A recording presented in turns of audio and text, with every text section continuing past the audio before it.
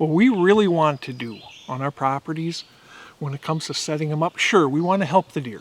Most all of us want to help the deer, but we also want to help ourselves in the process. A big way we do that is when we're designing a property, we set up a deer flow.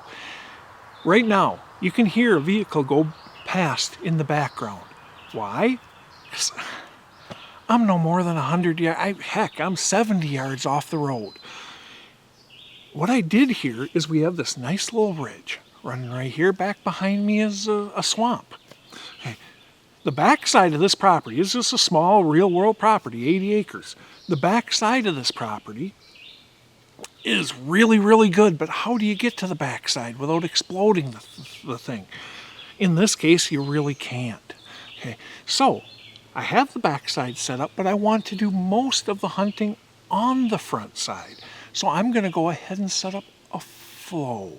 Now, in this case, we got a little bit of a ridge here. We got the bedding swamp behind us. So I want them to use this ridge. I went ahead and created a little bedding down there, extra bedding within bow range. I mean, it's 30 yards down from the tree here. A little hinge cut bedding area specifically so that I can cover that from that tree. So now I can slip up here in the morning while the does are out feeding. I can get in here, I can hunt this thing.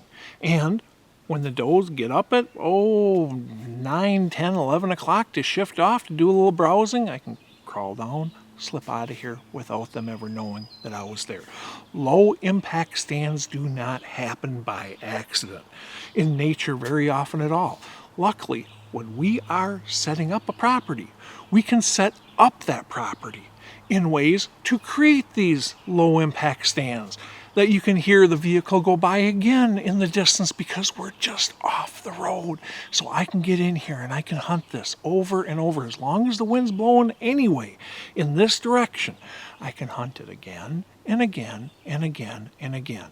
And you accomplish that by setting up a flow. I want them to use this ridge, so I'm going to add a little bit of bedding here. I'm going to add some food down there. That's going to go ahead and encourage the deer to go back and forth even more along this edge of the swamp where my stand happens to be setting. Use your creativity when you're stringing these improvements together. Use it to create that deer flow through your property that works well for you as hunters.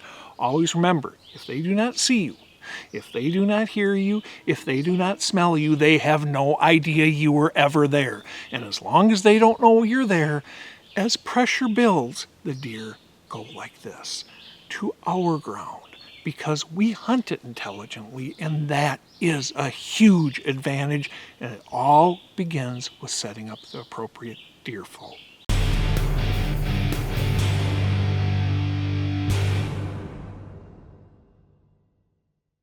We all want to help deer.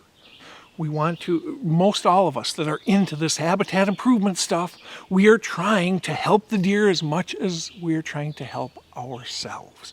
But do not ignore what we can do to aid our hunting.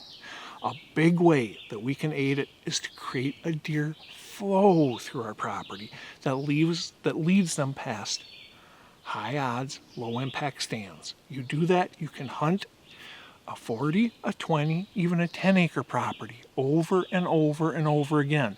They don't hear you, they don't smell you, they don't see you, you weren't there. And then as they get pressure, they go like this to our property. That happens to be set up for a good deer flow, making our hunting so much better than it otherwise would be.